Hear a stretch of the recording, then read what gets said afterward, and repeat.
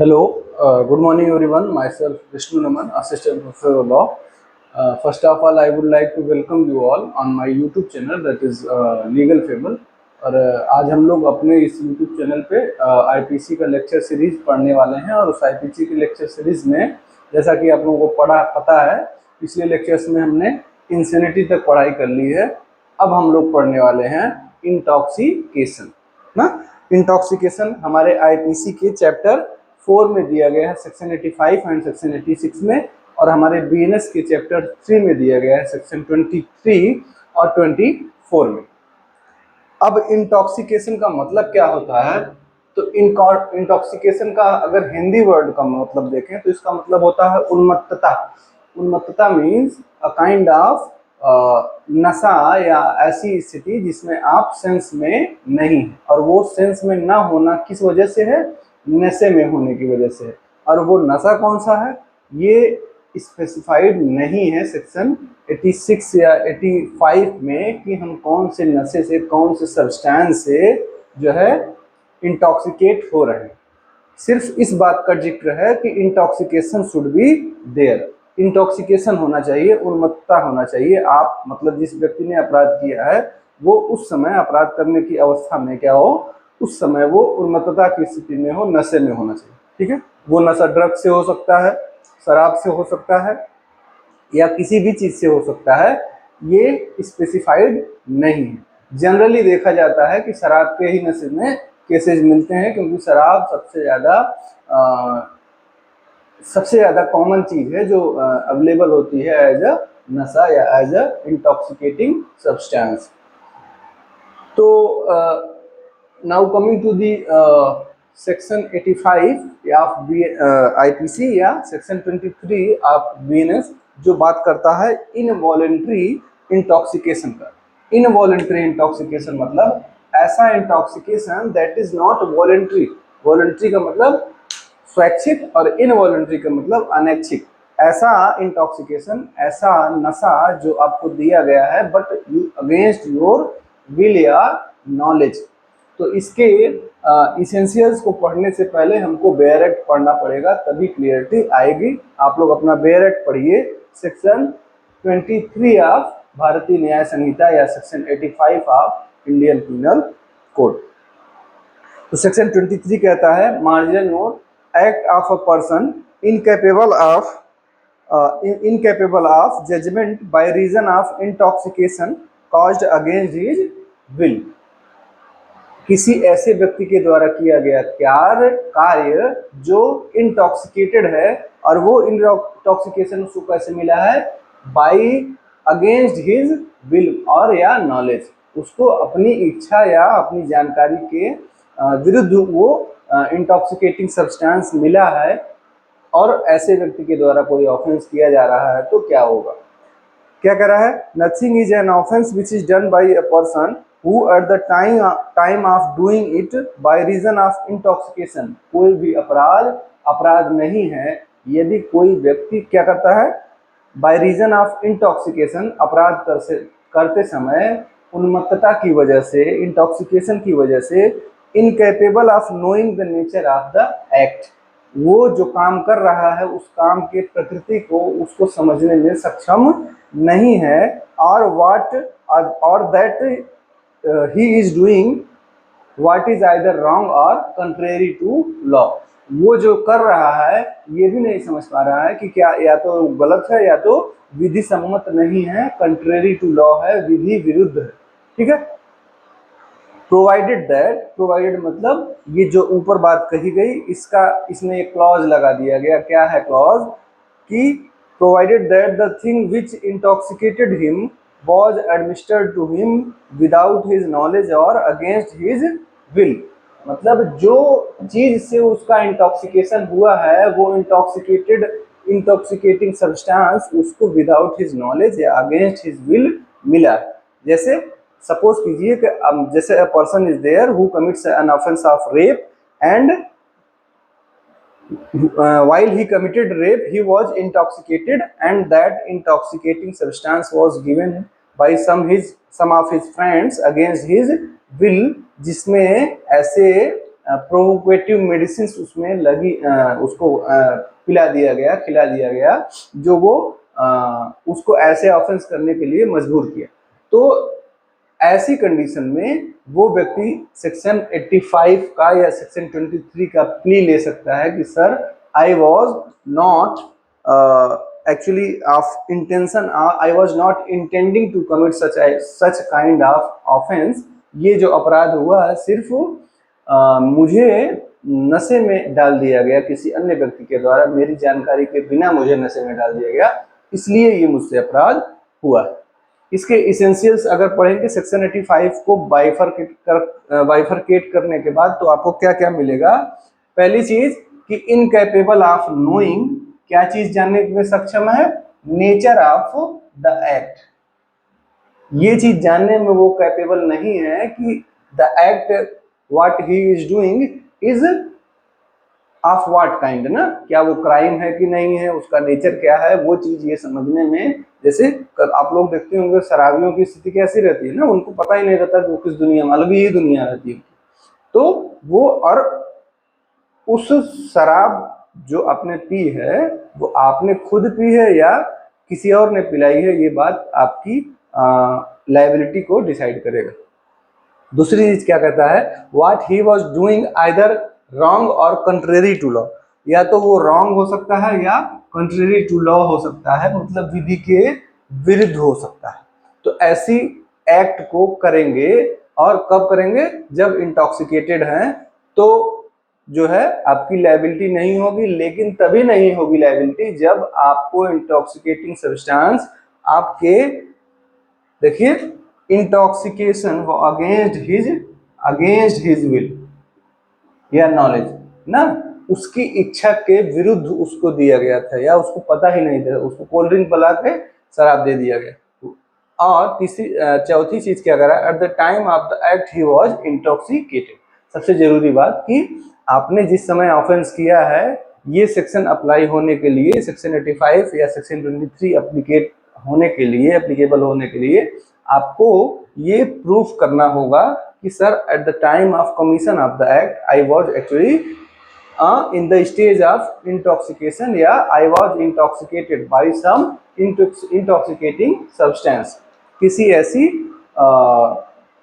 नशीले पदार्थ के द्वारा खिला के मुझे नशे में डाल दिया गया था, और वो नशीला पदार्थ मुझे मेरी इच्छा या मेरी जानकारी के बगैर दिया गया था। ठीक है, सबसे जरूरी चीज यही है। अगर ये आपकी इच्छा से रहेगा तो आप इसमें नहीं, इसमें चले जाएंगे सेक्शन 86 में, और आपको लायबल ठहराया जाएगा फॉर योर ऑफेंस। सेक्शन 85 में कोई प्रॉब्लम नहीं है। कोई भी व्यक्ति अगर नशीला पदार्थ खा के, और सबसे जरूरी बात कि वो नशीला पदार्थ उसको उसकी इच्छा या जानकारी के बगैर दिया गया हो। कोई भी व्यक्ति जब नशे की अवस्था में कोई अपराध करता है तो ऐसे अपराध के लिए वो दंड का भागी नहीं होगा। क्यों नहीं होगा? क्योंकि he was not having the necessary intention, necessary mens rea, और मेंसरिया जब तक नहीं है तब तक हम उसको लायबल नहीं कर सकते हैं, नहीं ठहरा सकते। ये है सेक्शन 85, इसमें कोई प्रॉब्लमेटिक चीज नहीं है। कंफ्यूजिंग है सेक्शन 86 या सेक्शन 24 ऑफ बीएनएस। इसका एक बार बेयर पढ़िए, फिर हम आपको बताते हैं। सेक्शन 24 क्या बीएनएस का कहता है, ऑफेंसेज। ये देखिए सेक्शन 23 इसी के एक्सटेंशन में है 24। ठीक है, मतलब पहले ये उसके बाद ये। तो सेक्शन 24 पढ़िए बीएनएस का। Offence requiring a particular intent और knowledge committed by one who is intoxicated, मतलब कोई व्यक्ति जो इंटॉक्सिकेटेड है उसके द्वारा कोई ऑफेंस किया गया है, और वो ऑफेंस जो किया गया है उस ऑफेंस का नेचर क्या है, उस ऑफेंस को करने के लिए कोई स्पेसिफिक इंटेंशन या नॉलेज की रिक्वायरमेंट होगी। यही पॉइंट इसमें नोट करने वाली है कि आपको उस ऑफेंस को करने के, जो ऑफेंस आपने शराब पी के कर दिया, उस ऑफेंस को साधारण व्यक्ति नहीं कर सकता था अगर कोई स्पेसिफिक इंटेंशन या नॉलेज नहीं होता। जैसे शराबी कहेगा यहाँ ना कि सर मुझे इंटेंशन नहीं था, लेकिन चूंकि उस एक्ट का नेचर ही ऐसा है। आप जैसे कोई ऑफेंस, जैसे बाइगेमी है, स्ट्रिक्ट लायबिलिटी ऑफेंस है ना, बाइगेमी करने के बाद आप नहीं कह सकते कि सर मैंने दूसरी शादी इसलिए कर ली लेकिन मेरा इंटेंशन नहीं, ऐसा कह ही नहीं सकते। There is no chance to take the plea of intention in the case of bigamy. उसी तरह से यहाँ पे जो ऑफेंस आपने किया है उसको करने के लिए आपको एक स्पेसिफिक इंटेंशन चाहिए होता, एक स्पेसिफिक नॉलेज चाहिए होता। बिना उस स्पेसिफिक इंटेंशन या नॉलेज के वो अपराध संभव ही नहीं था, चाहे आप शराबी होते या शराबी ना होते। ठीक है, आप शराबी हैं तब भी ये मान लिया जाएगा कि आपने वो ऑफेंस इंटेंशन था आपके पास तभी किया। इसका प्रोविजन पढ़िए, in cases where an act done is not an offence unless done with a particular knowledge या इंटेंशन। उन अपराधों में जहां पे कोई भी अपराध नहीं होता जब तक कि उसको किसी विशेष मानसिक अवस्था या विशेष जानकारी के साथ न किया जाता। ठीक है, a person who does an act in a state of intoxication, एक व्यक्ति जो कोई ऐसा अपराध करता है, shall be liable to be dealt with if he has some same knowledge as he would have if he had not been intoxicated. मतलब जो अपराध की बात हमने अभी स्टार्टिंग में की कि जिसके लिए स्पेसिफिक इंटेंशन या नॉलेज चाहिए, उस स्पेसिफिक इंटेंशन या नॉलेज वाले अपराध को आपने किया और आप उसमें उस समय आपने शराब भी पिया है, लेकिन क्या माना जाएगा कि ऐसा माना जाएगा कि आप इंटॉक्सिकेटेड नहीं थे, आप ऐसे ही नॉलेज रखते थे जैसे कि आप इंटॉक्सिकेटेड नहीं थे।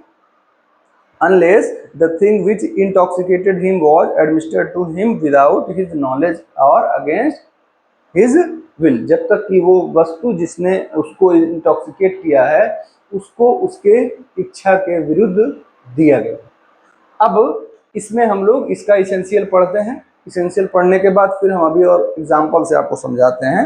जैसे कह रहा है प्रेजेंस ऑफ स्पेसिफिक इंटेंशन और नॉलेज, कि आपका जो एक्ट है उसके लिए आपको एक स्पेसिफिक इंटेंशन या नॉलेज होना चाहिए।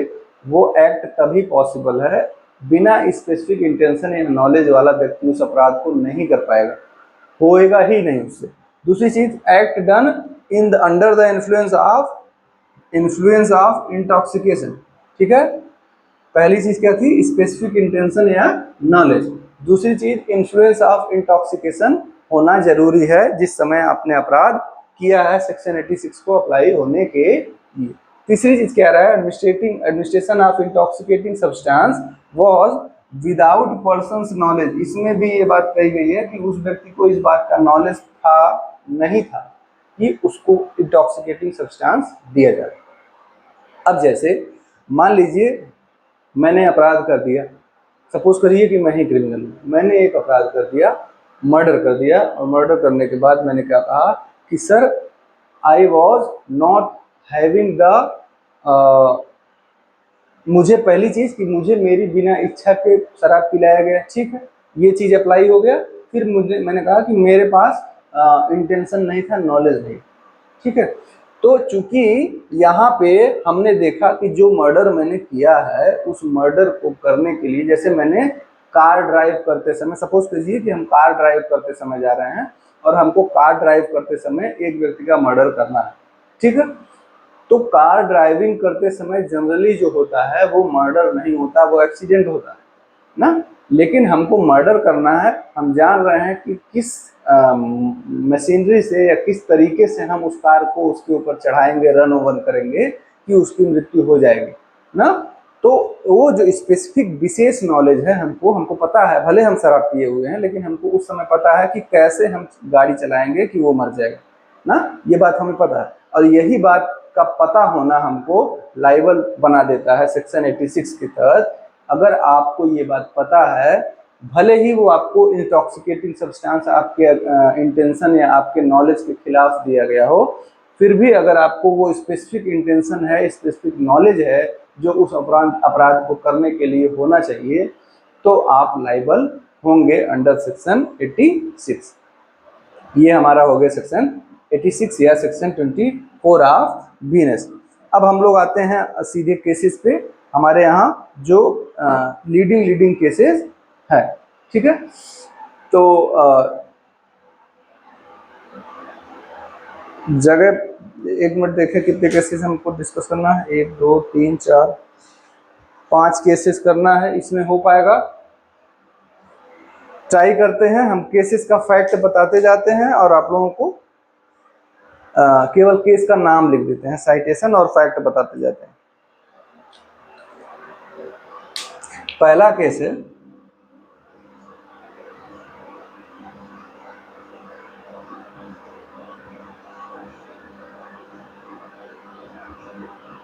Director of public prosecution versus beard 1920। इसको हम लोग डीपीपी वर्सेस बियर्ड भी कहते हैं, डीपीपी वर्सेस बियर्ड। ये 1920 का केस है और इसमें एक व्यक्ति ने, अक्यूज ने एक 13 ईयर ओल्ड गर्ल का रेप किया और while committing the offence of rape he also put his hand on her mouth so that she can not scream, ना वो चिल्ला न सके, अपनी आवाज बाहर न ले जा सके, और इसलिए उसने उसके मुंह पे उसका हाथ रखा, अपना हाथ रखा, और उसके हाथ रखने की वजह से, प्रेशर की वजह से, सफोकेशन की वजह से उसकी, उस चाइल्ड की डेथ हो गई। ठीक है। And he after the commission of, इसमें लिख देते हैं शॉर्ट में, accused क्या किया? raped and murdered a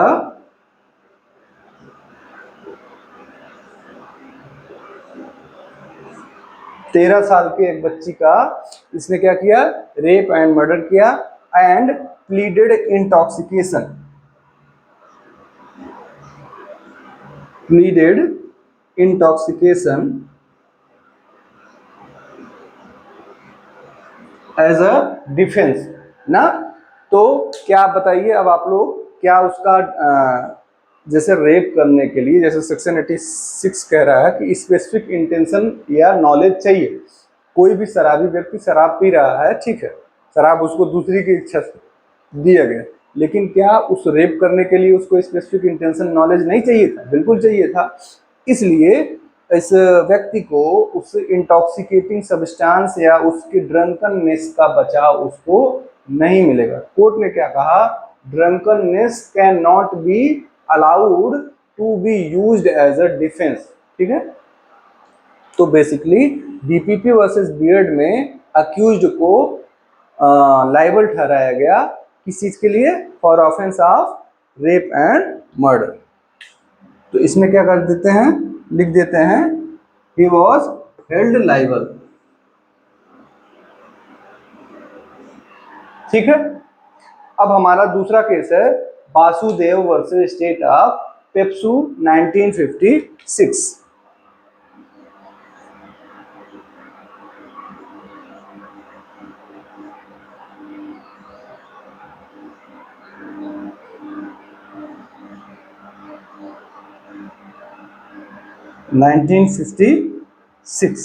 Vasudev versus state of PEPSU 1956 का केस है। इस केस में क्या हुआ? एक रिटायर्ड मिलिट्री ऑफिसर था, वो एक मैरिज पार्टी में जाता है and while he was drunk, और उस समय वो क्या हुआ था? शराब पिया हुआ था। And when he reach there, और सीट लगी हुई थी, उस सीटिंग्स पे कुछ बच्चे बैठे हुए थे, जिसमें से एक बच्चा जो विक्टिम है, जो डिसीज्ड है, जो 15-16 साल का बच्चा था, वो वहां पे बैठा हुआ था। मिलिट्री ऑफिसर ने उसमें उस बच्चे से उस चेयर की डिमांड की। जनरली यही होता है, बच्चों को अपनी सीट से उठा के बड़े लोग बोलते हैं कि तुम हट जाओ, हम बैठ जाते हैं। तो उसने उस बच्चे से चेयर की डिमांड की कि तुम हट जाओ बेटा, मैं बैठ जाता हूँ, और बच्चे ने रिफ्यूज कर दिया। On the refusal of that child, this person, military person, अपना गन निकाला और उस गन से उसका गन शॉट कर दिया, मतलब वो व्यक्ति मारा गया, वो बच्चा ऑन द स्पॉट डेड हो गया। And he also pleaded the defence of insanity, intoxication, and honourable court what held is कि you can not take the plea of defense of intoxication for committing an offense of murder. आप offence murder का करके intoxication का substance का बचाव नहीं ले सकते हैं, क्योंकि जो एक्ट आपने किया था एक्चुअल में उसने मर्डर करने के बाद वहां से सीन से भागने की कोशिश की, ठीक है। तो कोई भी व्यक्ति शराबी है तो अगर उसको ये नहीं पता कि मैं क्या कर रहा हूँ, तो उसको ये कैसे पता हो सकता है कि मेरे मर्डर करने के बाद मुझे भाग जाना चाहिए ना। तो it is itself a case that states that you cannot take the benefit of section 86, ठीक है। ये सारे केसेस 86 में ही आ रहे हैं, क्योंकि 85 में आता तो फिर उसको बचाव मिल जाता ना, क्योंकि बचाव नहीं मिल रहा है इसलिए हम लोग 86 को में ये केसेस सब आ रहे हैं। पूछता भी है कि ये सारे केसेस किस पूछ लेगा कि DPP versus Beard is related to which section, 85 और 86 ना। तो you will have to choose the option 86। इसके बाद इसमें क्या हुआ, शॉर्ट में इसको भी लिख देते हैं, accused killed a child for a chair, chair के लिए तो मारा था, और उसका प्ली ऑफ जो है intoxication was his plea was rejected, his plea was rejected, उनका प्ली जो है रिजेक्ट कर दिया गया, मतलब उसको मर्डर के लिए लायबल ठहराया गया। तीसरा केस है Mavari Surya Satyanarayana versus state of Andhra Pradesh. Mavari Surya Satyanarayana versus state of Andhra Pradesh, state of Andhra Pradesh, ठीक है। ये केस हमारा 1994 का है। इसमें क्या हुआ था, एक व्यक्ति जो था अपनी पत्नी को शक करता था ऑफ इनफाइडेलिटी। इनफाइडेलिटी मीन्स कि सी is having a bad character, she is having a kind of physical relationship with some other person, it was her suspect, उसका जो है उस महिला के ऊपर क्या था, शक था कि ऐसा उसका नेचर है, ठीक है। तो उसने अपनी पत्नी को क्या कर दिया, मारना चाहता था, और मारने के लिए जिस दिन उसको मारना था अपनी पत्नी को, उसने क्या किया, जिस दिन उसको अपनी पत्नी को मारना था उसने शराब, खूब ढेर सारी शराब पी, और शराब पीने के बाद घर आया, घर आने के बाद उसने अपनी पत्नी के ऊपर खूब ढेर सारा केरोसिन ऑयल, जिसको हम लोग मिट्टी का तेल बोलते हैं, केरोसिन ऑयल उसके ऊपर डाल दिया और उसके ऊपर आग लगा दी। फिर उस केरोसिन ऑयल से जब वो महिला जलने लगी तो उसने किसी तरह से उस महिला ने किसी तरह से अपनी जान बचाई और वो वहां से भागने में कामयाब हो गई। उसके बाद उसने फिर अक्यूज ने दोबारा उस महिला को खदेड़ के पकड़ा, और पकड़ने के बाद दोबारा उसके ऊपर फिर से केरोसिन ऑयल डाला और फिर से आग लगा दिया, जिससे उसकी मौत हो गई ना। और बाद में उसने क्या कहा कि सर मैंने इंटॉक्सिकेटिंग स्टेज में जो है ऑफेंस किया था, इसलिए मुझे लायबिलिटी नहीं होनी चाहिए, मेरी लायबिलिटी नहीं होनी चाहिए, क्योंकि मैं तो मारना चाहता नहीं था, मैं इतना शराब पिया था कि मुझे समझ में नहीं आया मैं जो कर रहा हूँ सही है या गलत है, ठीक है। तो आप लोग इस केस में देख रहे हैं कि उसने उस शराब पीने के उसने मर्डर करने के पर्पज से ही शराब पी थी। तो इसका मतलब आपका जो सेक्शन 85, 86 दोनों में लिखा है कि intoxicating substance should be against his will, इसमें उसने खुद शराब पी है तो उसमें कोई बचाव का सवाल ही नहीं पैदा होता। तो Mavari Surya Satyanarayana versus state of Andhra Pradesh में accused was held liable for murdering her wife ना, liable for murder of her wife ना। अपनी पत्नी को आग लगा के केरोसिन ऑयल से उसने जला दिया था, इसलिए उसको लाइबल ठहराया गया। इसके बाद अगला केस है Shankar J versus state of West Bengal 2007।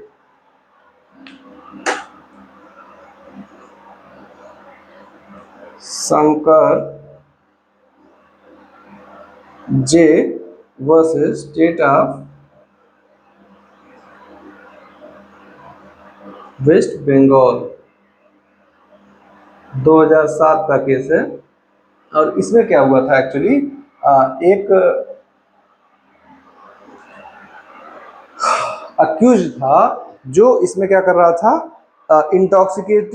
Intoxication में था, और उसने एक जो विक्टिम था, डिजीज्ड था, उसको गाली दे रहा था अपनी उसके घर पे जाके। तो जब गाली दे रहा था तो उस विक्टिम ने, उस डिजीज्ड ने क्या कहा कि आप यहाँ से चले जाइए, आप उसको गाली मत दीजिए।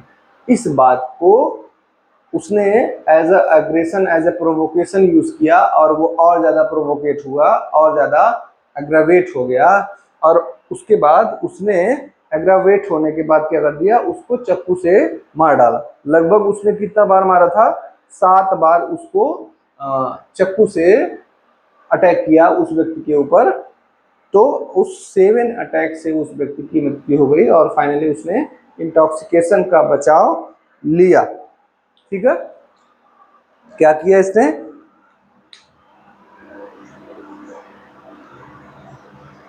Killed the victim by stabbing knife ना, चाकू से उसने मारा। और कितनी बार चाकू मारा था, 7 बार उसके ऊपर चाकू से अटैक किया। और इसका जो प्ली था, बचाव था, बचाव उसका रिजेक्ट कर दिया गया। क्यों? क्योंकि उसने जो एक्ट किया था वो एक्ट जो है ड्रंकन स्टेट में था, और ड्रंकननेस जो है अपने आप में इस बात का बचाव नहीं है कि आप किसी भी व्यक्ति को शराब पी के मार दीजिए। ठीक है, वो अगर कंडीशंस में फिट होगा तभी आपको बचाव मिलेगा, otherwise there will be no benefit. तो कहा गया कि इस केस में Shankar J versus state of West Bengal में ही वाज हेल्ड लाइबल। इसमें एक केस अभी हम स्टार्टिंग में हमको डिस्कस करना था, जो बहुत इंपॉर्टेंट है।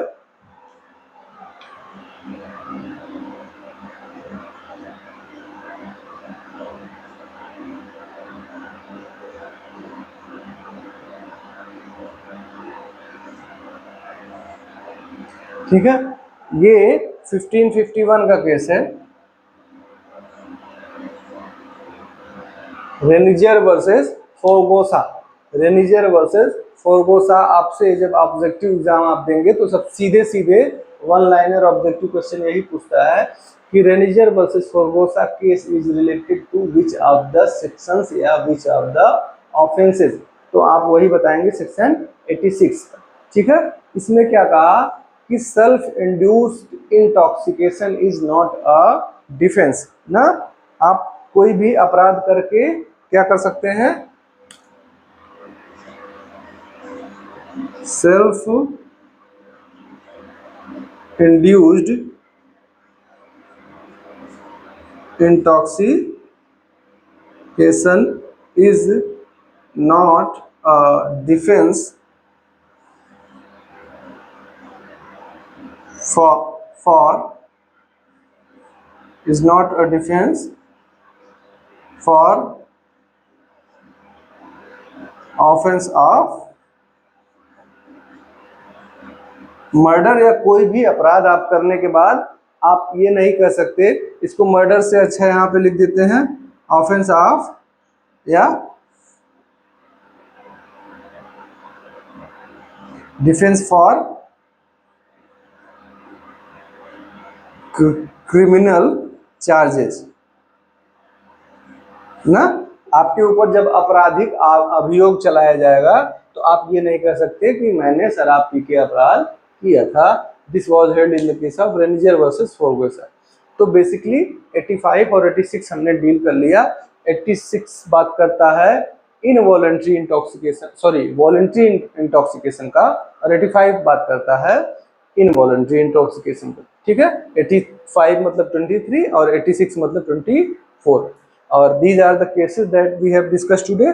डायरेक्टर डीपीपी वर्सेस बियर्ड या director of public prosecution versus beard.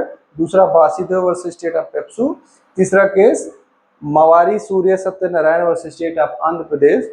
चौथा case Shankar J versus state of West Bengal. और एक रेनिजर वर्सेस फोगोसा का केस, ये भी इंपॉर्टेंट केस है। ये सारे केसेस हमने आज डिस्कस किए। तो that's all for today's lecture. मुझे उम्मीद है कि आप लोगों को ये लेक्चर बहुत अच्छे से समझ में आया होगा। और thank you for being with me and please like and subscribe my channel, share to those who are actually in need of such kind of valuable lectures. ऐसा लेक्चर आपको यूट्यूब पे जल्दी नहीं मिलेगा।